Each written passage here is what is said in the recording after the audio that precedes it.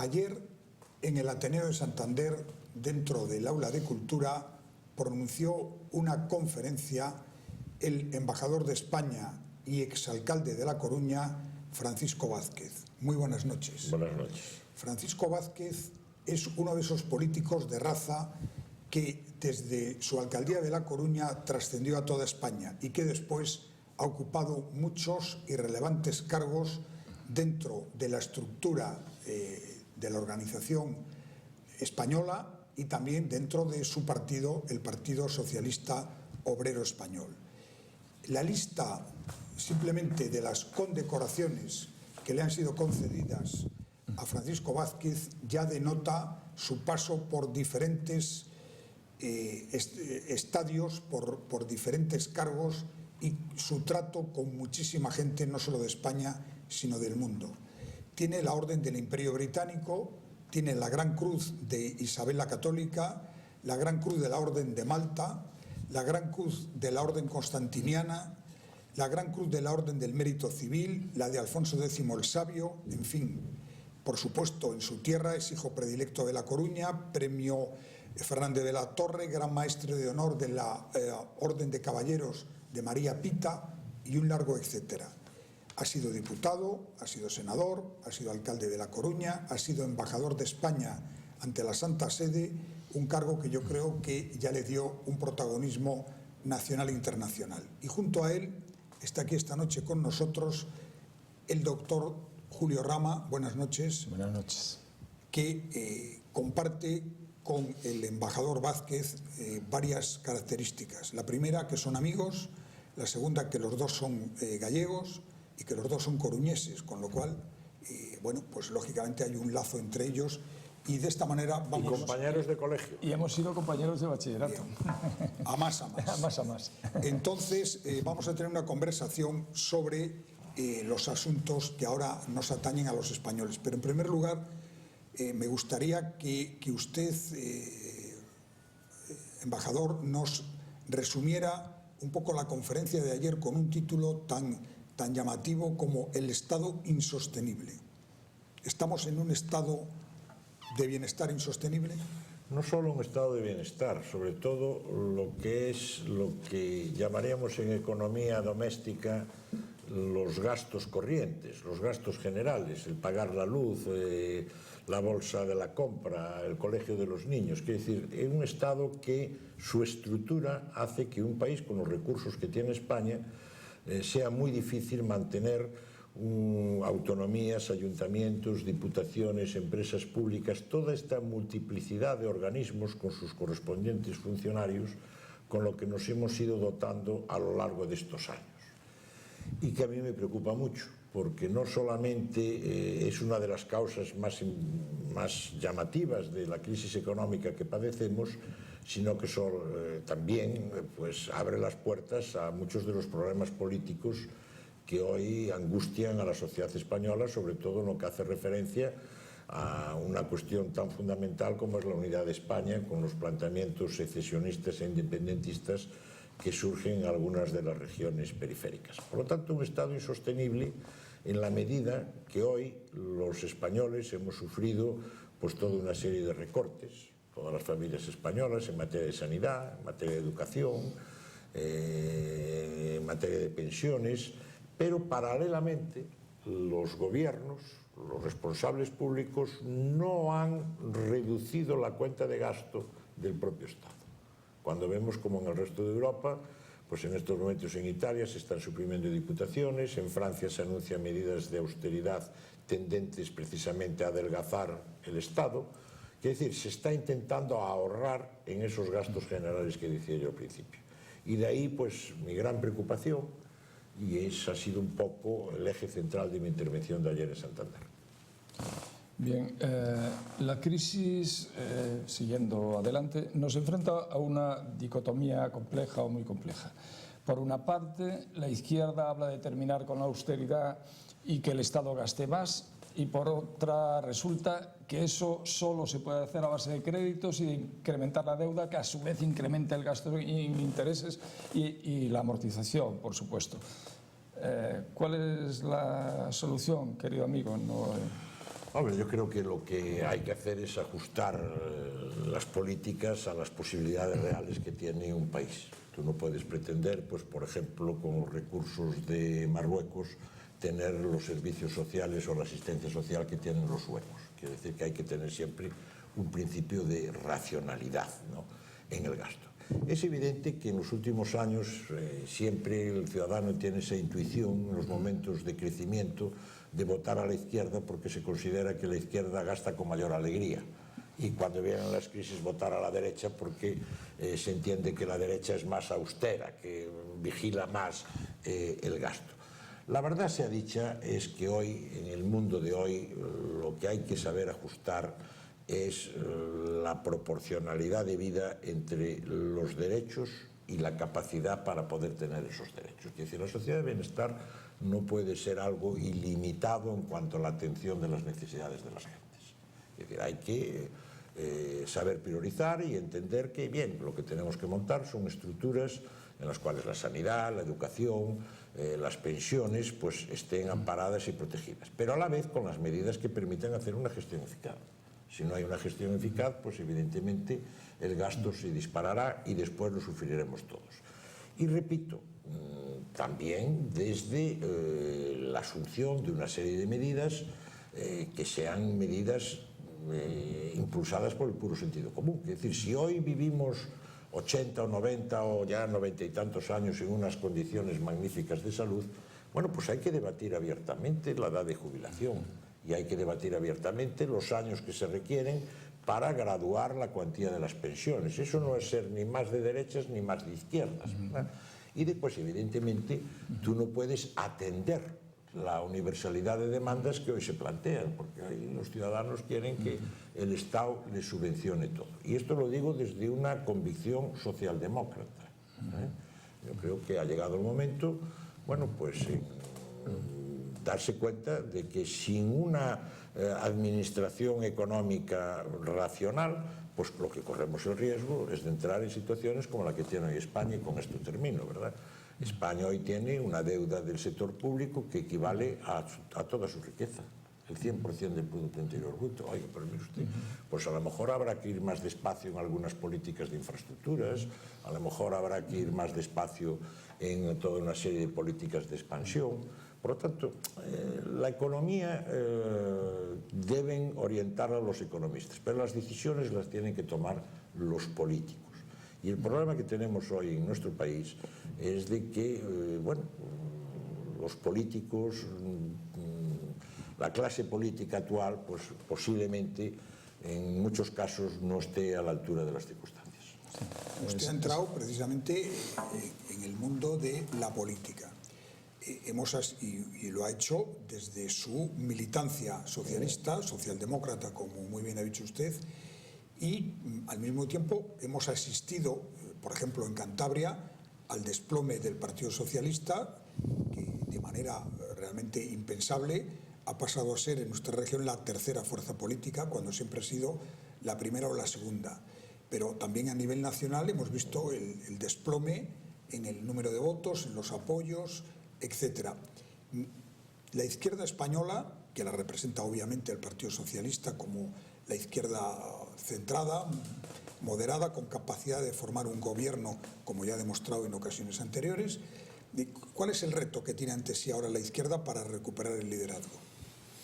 Hombre, yo no conozco en profundidad lo que ha pasado en Cantabria, pero yo me atrevería a decir que ha sido algo similar a lo que ha pasado en otros lugares de España. Quiere decir, el Partido Socialista ha renunciado a su condición de partido hegemónico dentro del centro-izquierda, ha buscado alianzas las más de las veces contra natura, contra partidos que ideológicamente nada tienen que ver con nosotros o que tienen aspiraciones que nosotros nunca, como socialistas, podemos ni debemos compartir, y de esos polvos vienen estos lodos: el pacto con el bloque nacionalista gallego en Galicia, el pacto en Cantabria con el partido regionalista cántabro, que ahora gobierna con la derecha, mañana gobierna con la izquierda, y sobre todo pues el tripartito catalán, ¿verdad?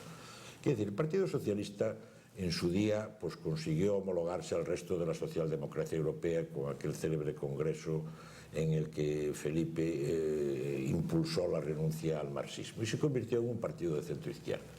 Hoy en el terreno del centro es donde se juegan las preocupaciones y las aspiraciones de los ciudadanos.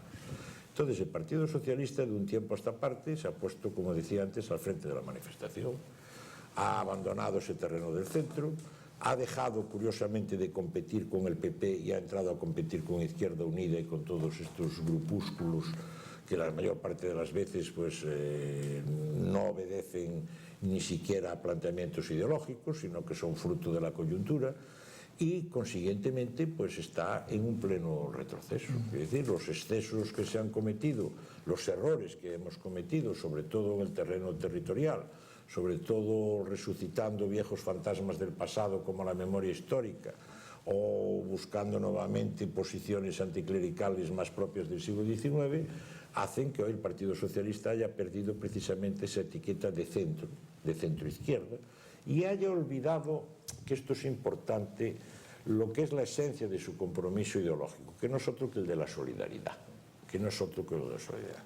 Y fíjese bien, a mí lo que hoy me preocupa como veterano socialista es que incluso hoy, en el día de hoy, nos estamos aislando del rumbo que están tomando el resto del socialismo europeo. Es decir, el resto del socialismo europeo, vemos que en Francia, que gobierna Valls, el primer ministro de origen español, están tomando toda una serie de medidas tendentes a intentar desde la austeridad conservar el estado de bienestar.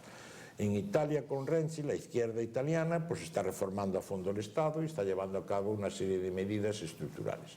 E incluso el paradigma de la socialdemocracia en Alemania no tiene reparos en entrar en un gobierno de coalición con la señora Merkel, tan denostada aquí en España, y conseguir que en ese gobierno que preside la señora Merkel se introduzcan medidas atenuadoras de la situación, como fue la introducción del salario mínimo interprofesional. Y en cambio aquí en España nos aislamos de ese rumbo que queramos o no, es el que toma el resto de la izquierda europea, y nos anclamos en posiciones que, miren ustedes, son más propias de otra sociedad y de otras épocas.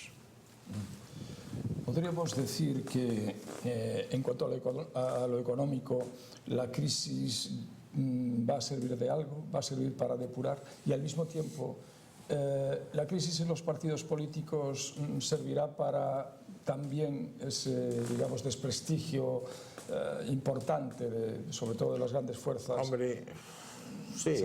¿Servirá de algo? ¿Podrá ser útil? En lo primero, posiblemente. En lo segundo, yo en estos momentos soy muy pesimista. Hombre, la crisis, yo creo que hoy todos los ciudadanos tienen asumido que no vamos, por lo menos en los próximos años, vivir como vivíamos antes de la crisis. La crisis nos ha situado ante la realidad, nos ha puesto en evidencia, bueno, pues lo que tenemos y que estábamos viviendo muy alegremente y muy por encima de nuestras posibilidades.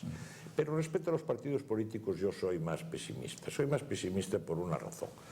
Porque posiblemente uno de los males de estos últimos años ha sido la aparición en España de la partitocracia, de un control por parte de los partidos políticos de la vida pública en todos sus aspectos, no solamente en el aspecto representativo, Congreso, Senado, electoral, etcétera, sino incluso en otras instituciones que deben ser ajenas a la vida política y que se daña su imagen, como ha pasado con el Tribunal Constitucional, como ha pasado con el Poder Judicial, etcétera. ¿Y por qué razón? Porque hoy los partidos políticos en general, y teniendo en cuenta las excepciones que en justicia hay que reconocer, están controlados o dominados por unos aparatos que han hecho de la política su propia profesión. Y eso es malo. Incluso, además, en un aspecto para mí determinante, que es el que a mí me hace ser pesimista y me preocupa. El partido político lo que aspira siempre, y el político que está en las filas de ese partido, es a intentar ganar, que su programa sea lo suficientemente ilusionante para la gente para poder gobernar, porque en democracia únicamente desde el gobierno es donde tú puedes transformar la sociedad. Y hoy los políticos están asentados en su cargo. Quiere decir, les da igual estar en el gobierno que en la oposición. Es un problema de permanecer en la bancada, ¿verdad? Y entonces dificultan las renovaciones que siempre son necesarias, sobre todo cuando en un caso como el PSOE, una tras otra vez, de forma contumaz y pertinaz, el ciudadano con su voto rechaza la línea que hoy sigue mi partido y rechaza incluso a muchos de los dirigentes que hoy tiene mi partido. Y eso no produce ningún impacto en la transformación del propio partido. Eso es algo que hay que examinar y algo que hay que debatir. Yo hacía referencia a aquel año 79 en que Suárez gana las elecciones generales por segunda vez y los socialistas de aquel momento hacemos un gran debate ideológico, abandonamos el marxismo y ganamos las elecciones. Después de una derrota como la que tuvimos tras los 8 años de gobierno de Zapatero, es indudable que tenía que haber habido una renovación profunda, no solamente de los dirigentes, sino de la línea política. Y hemos ido una deriva que yo me atrevo a calificar a peor, porque al final estamos con la pancarta en la calle. Ese no es nuestro papel ni nuestra función. Nosotros donde debemos estar es en las instituciones, aspirando a gobernar las instituciones. Pero bueno, esto es un razonamiento que hacemos muchos socialistas, pero que por ahora pues no produce más efectos que la de las más de las veces incomodar a quienes dirigen y que quedes tú en una situación personal incómoda, cuando realmente decir lo que piensas es la máxima expresión de la lealtad, en mi opinión. Sí. Siguiendo en la peor, todos los políticos condenan la corrupción, pero día tras día nuevos casos y desde los partidos se hace poco o nada contundente para ponerle a eso un punto final. ¿Qué hacemos ante esto?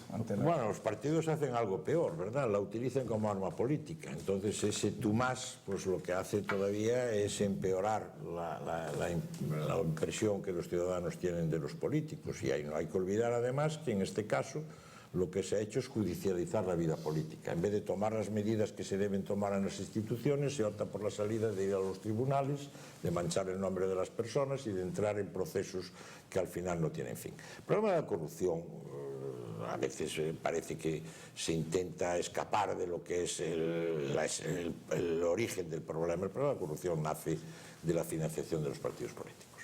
Nace de una financiación mal estructurada, muy opaca, en la cual no está controlada, no tiene la transparencia que puede tener pues, el sistema, sobre todo anglosajón, que yo admiro profundamente. Yo he estado en el Capitolio, la sede del Congreso de Estados Unidos, y he visto allí pues, los libros de lobbies en la que cada senador anota e informa de quiénes le han dado dinero para la campaña.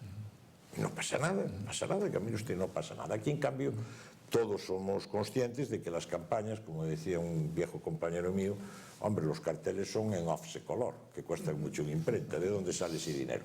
Y esa opacidad en la corrupción es la que deriva de que enseguida aparezca el pícaro, que eso es el origen de la corrupción, que aprovecha precisamente esos canales ilícitos de financiación pues para obtener un beneficio particular. Y esa especie no parece estar en peligro de extinción. Y eso es lo que habría que hacer simplemente con un sistema de financiación transparente, claro, rotundo, que acordaran los propios partidos políticos, ¿verdad? Además, poniéndole un techo al gasto, que a veces las campañas ahora ya no son como en mi época, no hace falta hacer un meeting en el estadio del Racing de Santander para convencer a la gente. Hoy a través de la informática pues se le llega más directamente a un mayor volumen de personas, ¿verdad? Sí, embajador, no podemos terminar esta conversación, esta tertulia, sin abordar el problema de la deriva secesionista que tiene Cataluña y que todos tememos que tras ella vaya también el País Vasco.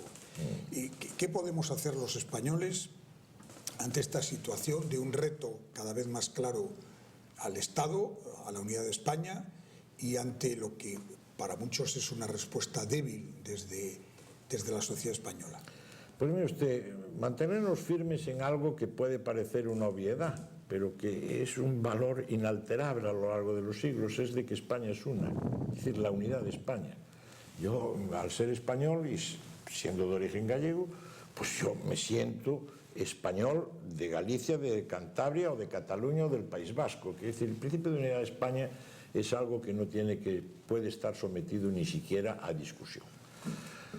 El nacionalismo catalán, el secesionismo catalán, lo que, sin perder siempre su meta final, que sería lograr una utópica independencia, lo que va dando son grandes avances en la discriminación interior de los españoles. Quiere decir, los planteamientos son económicos. Y ahora posiblemente veremos cómo dentro de poco tiempo, salvo que el gobierno se muestre firme y sea apoyado por los demás partidos políticos, el posible referéndum, que saben que no lo pueden llevar a cabo, será un arma de cambio, ¿verdad?, de algunas medidas económicas que favorezcan a esa región española. Eso es lo que no puede ser. Porque lo que tenemos que entender es que si ha habido una deslealtad permanente a lo largo del tiempo desde el inicio de la transición en España, ha sido la del nacionalismo. Los nacionalistas permanentemente han estado haciendo reivindicaciones, las cuales una vez que eran satisfechas, ellos las amortizaban inmediatamente y planteaban nuevas reivindicaciones.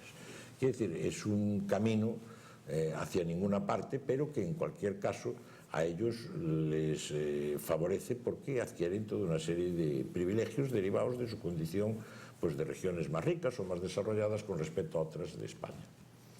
Pues muchísimas gracias al doctor Rama, muchísimas gracias al embajador Vázquez por esta conversación que yo creo que ha sido muy clarificadora y que aporta una serie de elementos para que repensemos la situación de España, ese estado insostenible y el horizonte hacia el que avanzamos.